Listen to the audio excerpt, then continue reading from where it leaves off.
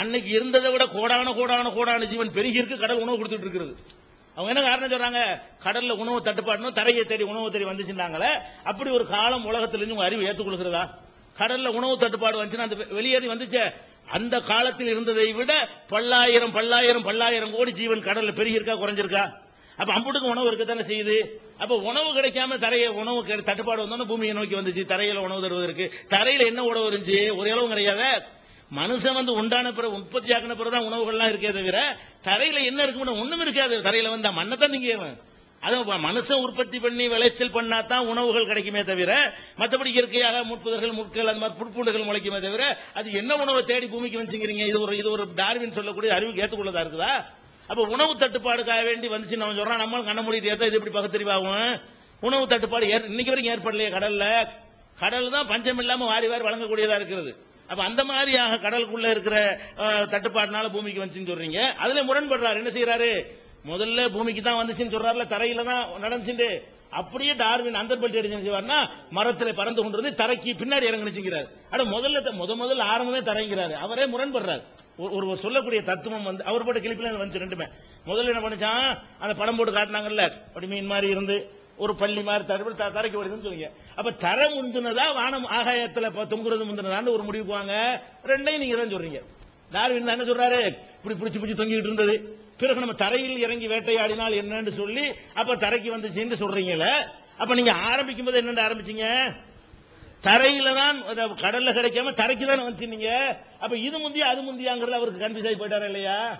அப்ப தரையில இருந்து வந்து பறவைக்கு பறக்க போனுச்சா, அல்ல பறவையாக மரங்கள்ல வேட்டையாடி கொண்டு இருந்துச்சா, அல்ல மரங்கள்ல வேட்டையாடி தரைக்கு வந்துச்சா? தரை தானே ஃபர்ஸ்ட்ங்கிறீங்க. அப்ப ஃபர்ஸ்ட் சொல்லும் போது தரைய ஃபர்ஸ்ட்ங்கிறீங்க, அப்புறமேல மரத்துல தொங்குறதா ஃபர்ஸ்ட். எப்படி? அதுவும் டார்வின் தப்பா தான் சொல்லி இருக்கிறார். அது ஒரு விஷயம் இருக்கிறது. அது மாதிரி ஒரு தன்மை அப்படியே கடத்துங்கிறாரு. என்ன கடத்தும்? இந்த வாள் எல்லாம் உதாரணம் காட்டுறாரு. நமக்கெல்லாம் வாள் இல்ல, வீசினா நீட்டிட்டு இருக்குது. வாள் தேவையா இருந்த காலத்தில் வாள் பெருசா இருந்துச்சு. நம்ம அதை பயன்படுத்தாம இருந்தவன அந்த வாள்ல ஒரு 1/2 இன்ச்சு குறைஞ்சிச்சு. உதாரணத்துக்கு தான், 1/2 இன்ச்சுலாம் இல்ல, மைக்ரோ அளவுல சொல்றாம நான் புரிஞ்சுக்கிறதுக்காக சொல்றேன். ஒரு அடி இருந்துச்சுன்னு வைங்களேன் வாள், நம்ம பயன்படுத்தல, பிள்ளைக்கு என்ன செஞ்சிடறேன்? ஒரு 1/2 இன்ச்சு குறைஞ்சிரும். அந்த பிள்ளை பயன்படுத்தலன்னு வைங்க, அதனுடைய பிள்ளைக்கெல்லாம் இல்ல, பல தலைமுறை கழிச்சு தான் அது. நான் சொல்றது புரிந்து கொள்வதற்கு உதாரணத்துக்காக எளிமையா சொல்றேன். அந்த பிள்ளைக்கு ஒரு 1/2 இன்ச்சு குறைஞ்சிச்சு, அந்த பிள்ளைக்கு ஒரு 1/2 இன்ச்சு யூஸ் பண்ணல. இல்ல, வாழை யூஸ் பண்ணிட்டு இருந்தா வாழை இருந்துகிட்டே இருக்கும். நம்ம யூஸ் பண்ணாதனால என்ன இருக்குது? வாழை கொஞ்சம் கொஞ்சமா குறைஞ்சிட்டு வந்து இப்ப கூட பாருங்க பிடிக்காம இருக்குங்கிறாரு. அந்த பிடிக்காம மட்டும் இருக்குது, குறைஞ்சிட்டு வந்துச்சுன்னு சொன்னா அதை மட்டும் பயன்படுத்துறோமா நம்ம? இத ஒரு ஆதாரம். எத்தனை விஷயங்கள் இப்ப இருக்கும் பின்னாடி கண்டுபிடிப்பான். வாள் மாதிரி ஒண்ணு நீட்டிட்டு இருக்கிறது மனுஷனுக்கு உண்மை. அது இந்த மாதிரி வாளா இருந்து பயன்படுத்தாம போய் அப்புறமேல குறைஞ்சிங்கிறதுக்கு ஒரு அறிவியல் ஆயுது. அப்படி பாத்தீங்கன்னு சொன்னா அதுக்கு சில பெரிய தத்துவமெல்லாம் சொல்லுவாரு டார்வின். இந்த ஒட்டை ஜீவிங்க கழுத்து பெருசா இருக்குல்ல, ஏன் பெருசா இருந்துச்சு? அது உணவுகள்லாம் எட்டாத தூரத்தில் இருந்துச்சான். எட்டி முயற்சி பண்ணி பார்த்துச்சான். பார்த்தா என்ன செஞ்சு, அதனால மரபணுல ஒரு மாற்றம் ஏற்பட்டுச்சான். அதனுடைய குட்டிக்கு என்ன செஞ்சு, அதனுடைய கழுத்தை கொஞ்சம் அரைஞ்சு கூண்டுச்சான். அது முயற்சி பண்ணி பார்த்தான் எட்டலண்டு. அப்புறம் என்ன வச்சு, அதுக்கு இந்த குட்டி ஒரு எப்படி பெருசா போச்சு? ஏன்? இதெல்லாம் பெரிய பயங்கர தத்துவங்கிறாரு. இது அறிவா? இது லாஜிக்கா? இது பகுத்தறிவா? அப்படின்னு சொன்னா கங்காருல வயிறுல ஒரு பை இருக்க, எதுக்கு முயற்சி பண்ணி அந்த பை வந்துச்சு? கங்கார் வந்து அந்த வயிற்றுல ஒரு பை போட்டுக்கிட்டு இருக்குல்ல, அந்த பை வருவதற்காக அது என்ன ட்ரை பண்ணுச்சு? எந்த ஜீவனுக்கு அந்த பை இல்ல, குட்டியை பைக்குள்ள போட்டு பாத்தீங்களா? கங்கார் வந்து குட்டியை சுமந்துகிட்டு இருக்கு. எதுக்காக அவர் ட்ரை பண்ண காரணத்தினால் அதுக்கு பை வந்துச்சு? ஒரு அது தனி படைப்பு. அப்படிதான் அதுக்கு ஆன்சர் பண்ண முடியுமே தவிர அது என்னமோ ஒண்ணுக்கு முயற்சி. இன்னும் சொல்ல போனா குரங்குக்கு தான் பை வரணும். குரங்கு தூக்கி பைய வச்சு பிள்ளைய வச்சுட்டு தெரியுது. குரங்கு பாத்தீங்கன்னா ஆடு மாடுலாம் பிள்ளைய கையில தூக்காது. குரங்கு என்ன செய்யும்? குட்டியை தூக்கிட்டு தான் தாவும். மரத்துக்கு மரம் தாவனா கூட இருக்கும். அப்ப குரங்கு இப்படி தலைமுறையா தூக்கிட்டு தெரியுது. அதுக்குள்ள ஒரு பை வந்திருக்கானு. மனிதன் ட்ரை பண்றானே, மனுஷனுக்கு ஏன் பை வரல? மனுஷன் தன்னுடைய குழந்தைய அணைச்சு வச்சுக்கணும் ட்ரை பண்றான். எத்தனை ஜென்மமா ட்ரை பண்றோம்.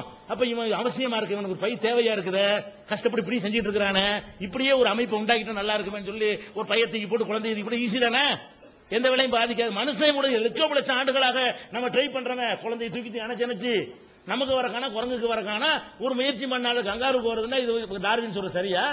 இது அறிவியலான்னு கேட்கிறேன். அறிவியல் இன்னும் சொல்ல போனா டார்வினை பொய்யாக்கி விட்டாங்க. ஒரு எலி சீக்கிரமா வளரக்கூடியதுங்க. வேற ஜீவனை உதாரணத்துக்கு எடுத்தா அது வந்து பொய்யாகி போயிருங்க. எலியை எடுத்தான், எலி சீக்கிரம் நிவர்த்தி செய்யும். அடுத்த தலைமுறையை ஒரு 25 தலைமுறையை நீங்க இப்பவே பார்த்துக்கலாம். நீங்க வேற ஜீவனை பார்க்க முடியாது. ஒரு ஆட்டுடைய 25 தலைமுறையை பார்க்கும் உங்க பேரன் தான் பார்ப்பான்.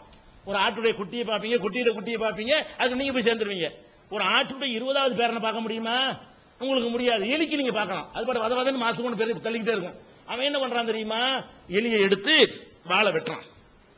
வாழை வெட்டின உடனே அதனுடைய புள்ளை வளரும்ல, அது 1.5 மாசத்துல அந்த பிள்ளைக்கு வாழை வெட்டுறான்.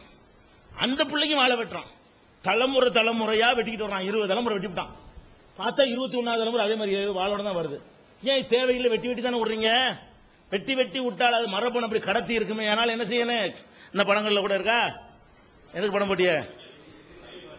எலி படம். அவர் நிரூபிச்சு காட்டினவர். அந்த விஞ்ஞானி என்ன இருக்காரு? நிரூபிச்சு காட்டியிருக்கிறாரு. அப்ப இதெல்லாம் பொய். இது அது எல்லாமே பொய்களை கொண்டு. இந்த டார்வின் தத்துவம் வந்து முழுக்க விஞ்ஞானத்துக்கு மாற்றமான பொய்களின் மீது நிறுவப்பட்ட ஒரு தத்துவம். இன்னும் சொல்ல போனால் அவருடைய அடிப்படையான விஷயம் என்ன?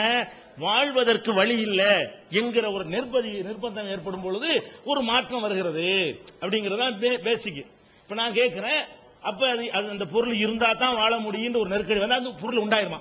அதாவது கை இருந்தா தான் வாழ முடியும் ஒரு நெருக்கடி வந்தால் அந்த எண்ணத்தை திருப்பி இந்த இதுல சொல்லுவாங்க, மதங்கள்ல சொல்லுவாங்கல்ல, உருப்பு போடுறது. இப்படி உருப்பு போட்டுட்டே இருந்தா மாற்றம் வரும். அந்த மாதிரியான ஒரு மூட நம்பிக்கை அவர் சொல்றாரு. எப்படி சொல்றாரு? திருப்பி கை வேணும், பிடிச்சா நல்லா இருக்கும் இப்படி நினைச்சிட்டே இருந்தோம்னு சொன்னா அது அந்த பிள்ளைக்கு போய், பேர பிள்ளைக்கு போய், கொள்ளு பேரனுக்கு போய், கடைசியில் அப்படியே மறுபடியும் அந்த கை வந்துடும். இப்படின்னு ஒரு காரணம் சொல்றாங்க. இப்ப நம்ம என்ன கேட்கிறோம்னா, மனிதன் வாழ்வதற்கு வந்து பகுத்தறிவு இருந்தா தான் வாழ முடியும் என்ற மாதிரி ஒரு நிலைமை உலகத்தில் எப்போதாவது இருந்ததா? இருந்தாதான் பகுத்தறிவு இருக்க முடியும். கைக்கு காரணம் சொல்லிட்டீங்க. பகுத்தறிவு இல்லாட்டி வாழவே இயலாது அப்படிங்கிற ஒரு காலம் உலகத்தில் எப்போதாவது இருந்ததா? வாழ்வதற்கு பகுத்தறிவு தேவையே இல்லை. அப்படின்னா எல்லாத்துக்கும் பகுத்தறிவு வளர்ந்துருக்கணும். இன்னும் சொல்ல போனா எல்லாத்துக்குமே அந்த பகுத்தறிவு வந்து ஈஸியா வாழும்ல. பகுத்தறிவை கொண்டு நம்மளை பாத்துக்கிறோமே நீங்க காரணம் சொன்னீங்கன்னா, இதே மாதிரியான ஒரு செக்யூரிட்டி அனைத்து ஜீவனுக்கும் தானே வேணும். அவைகள் எல்லாம் பகுத்தறிவு வரல, அதுக்கும் பகுத்தறிவு வந்து அதனை காப்பாத்திக்கிறோமா இல்லையா? யானைக்கும் பகுத்தறிவு இருக்க வேண்டியதானே, பூனைக்கும் பகுத்தறிவு இருக்க வேண்டியதானே. பகுத்தறிவை கொண்டு அது வந்து தன்னை காத்துக்கலாமே, அதுக்கு தேவைதானே செக்யூரிட்டிக்கு. மனுஷன் இருந்து காப்பாத்திக்கிறதுக்கு அதுக்கு ஒரு அறிவு வேணும் தானே செய்யும். அப்ப இதெல்லாம் பார்க்கும்போது என்ன இல்ல, இந்த இதெல்லாம் அது தனித்தனி. இதுக்கு தனி புரோகிராம், அதுக்கு தனி புரோகிராம், அதுக்கு யானைக்கு தும்பிக்கு பெருசா வந்து காட்ட முடியுமா? முகந்து பார்த்து மூக்கு நீட்டு பெருசா சொல்லுவீங்களா? காரணம் சொல்லுவீங்களா? ஏன் சின்ன மூக்கு வச்சு அங்க உள்ள இழுக்க முடியாதா? மூக்கு நீட்டி தான் இழுக்க முடியுமா? அப்ப எல்லாம் இதெல்லாம் சும்மா சிலதுக்கு சொல்லும்போது பார்க்க நல்லது மாதிரி தெரியும். பாத்தீங்களா? அப்படி அது மாதிரி சார் ஒரு படம் போட்டு காட்டினாரு. யாருங்க போட்டு காட்டினாரு? அந்த படம் போட்டு காட்டினாரு. அதை பார்த்து போடுங்க. அந்த படம் போட்டு காட்டுற என்னது பாத்தீங்களா? கருவறையில எல்லாம் ஒரே மாதிரி இருக்கிறது. அது பொய். அது வந்து வரைஞ்சது. அது என்னது?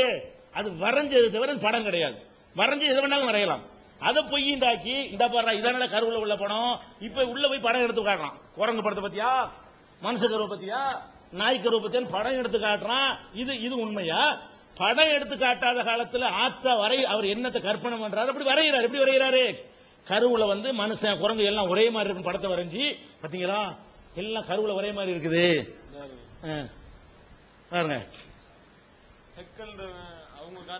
அவர் செய்த வரைபடம் இப்படி இருக்குன்னு காட்டுறாரு. அவரு இந்த மாதிரி இருக்குன்னு என்ன செய்யறாரு? எல்லாம் ஒரே மாதிரி தான் இருக்கு பாத்தீங்களா அப்படின்னு காட்டுறாரு. அப்ப இது வந்து பொய்ங்கிற நிரூபிச்சுட்டாங்க. இது வந்து வரைஞ்சது. இது கருவுல இருந்து ஸ்கேன் பண்ணி எடுத்த படம் கிடையாது. அப்ப கருவுல அந்த காலத்துல ஒரு வாழற அந்த மாதிரி காலத்தில் ஐடியா பண்ணி என்ன செய்யறாரு? யானை இப்படித்தான் இருந்திருக்கும், குழம்பு இப்படித்தான் இருக்கும், நாய் இப்படித்தான் இருக்கும் வரைஞ்சுக்கிட்டு சரி அப்படி வச்சுக்கணும் பேச்சுக்கு. கருவுல ஒரே வடிவமா இருக்குது. ஒரே வடிவமா இருந்தா பரிணாமத்துக்கு ஆதாரமா? அது ஒரே வடிவமா இருந்தால், அதாவது எந்த ஒரு பொருளுமேங்க ஒரே வடிவமா இருக்குன்னு சொன்னீங்கல்ல, உள்ள சின்ன பொருள்களா இருக்கும் ஒரே வடிவமா தெரியும். விரிக்கும் போது என்னவாயிரும்? வெவ்வேறையா தெரிஞ்சிடும். இப்ப பூமி உருண்டையா தான் தெரியும், சந்திரன் உருண்டையா தான் தெரியும். கிட்ட போய் பார்த்து அதுல உள்ள மேடு பள்ளம் எல்லாமே தெரிய ஆரம்பிக்கும். அப்ப அந்த சின்ன பொருளா இருக்கக்கூடிய நேரத்தில் ஒரே சைஸா கண்ணுக்கு தெரியலாம். உள்ளுக்கு உள்ளதை உடைச்சு பாத்தீங்களா? அந்த கருக்குள்ள என்ன, இதனுடைய கருக்குள்ள என்ன, அதனுடைய கருக்குள்ள என்ன இருக்குன்னு பாத்தீங்களா? அதெல்லாம் ஒரே மாதிரியா இருந்துச்சா? அதை வச்சு அந்த முடிவு வந்தீங்களா? இல்ல, வெறுமனே ஒரு படத்தை பொருள் பாத்தீங்களா? குரங்குல தான் வந்திருக்கான் மனுஷன். குரங்கு கருவும் மனுஷன் கருவும் ஒரே மாதிரி இருக்கு பாருங்க, நாய் கருவும் மனுஷ கருவும் ஒரே மாதிரி இருக்கு பாருங்க. எப்படி? அது போக இன்னும் நிறைய விஷயங்கள் இருக்குது. அதுக்கெல்லாம் அவங்கள்ட்ட பதிலே கிடையாது. யார்கிட்ட? டார்வினிஸ்டுகள்கிட்ட வந்து இந்த சில கேள்விகள் நம்ம கேட்டோம்னா அதுக்கு ஆன்சர் இல்லாத அவ்வளவு கேள்விகள் விரிவா போயிடும். இப்ப நம்ம என்ன சொல்ல வர்றோம்னு கேட்டா, இந்த பரிணாமங்கிறது ஒரு செக்ஷன்ல நாங்க ஒத்துக்கிறோம். அது உண்டு எங்க மார்க்கத்தில். இன்னும் சொல்ல போனா எல்லாம் ஒன்றாக சேர்ந்து இருந்தது, நாம் தான் பிரித்து எடுத்தோம்னு குர்ஆன் சொல்லுகிறது. குர்ஆன் எப்படி சொல்லுகிறது? இன்ன சமாவாத்தி உள்ள காணத்தா ரத்தக்கான் பத்தக்கன் ஆகுமா, வானம் பூமி எல்லா அண்ட சராசரம் ஒன்றாகத்தான் இருந்ததை பிடித்து பிளந்து எடுத்தோம் தான் குர்ஆன் சொல்கிறது. இந்த அறிவியல் குர்ஆன் தலைப்பு 2வது பேசுவோம், இது எப்படி சொல்ல முடிஞ்சுன்றது. அப்ப எங்களுக்கு இது நம்பிக்கைக்கு எதிரானது கிடையாது. நாங்க நம்பக்கூடிய கடவுள் நம்பிக்கைக்கு எங்களுடைய வேதத்துக்கு எதிரானதெல்லாம் கிடையாது. அதாவது ஒரு பொருள் வெடிச்சு தான் இதெல்லாம் வந்துச்சு நாங்க நம்புறோம், அது ஒரு மேட்டர் இல்லை. ஆனால் இந்த உயிரினங்களை தனித்தனியாகத்தான் கடவுள் படைத்தார். 1-2 சின்ன உருவ ஒற்றுமைகள் இருக்கலாம், 1-2 உருவ ஒற்றுமை இருக்கலாம். அப்ப இதுதான் இதுல உள்ள அடிப்படையான விஷயம். அதனால இந்த டார்வினுடைய அந்த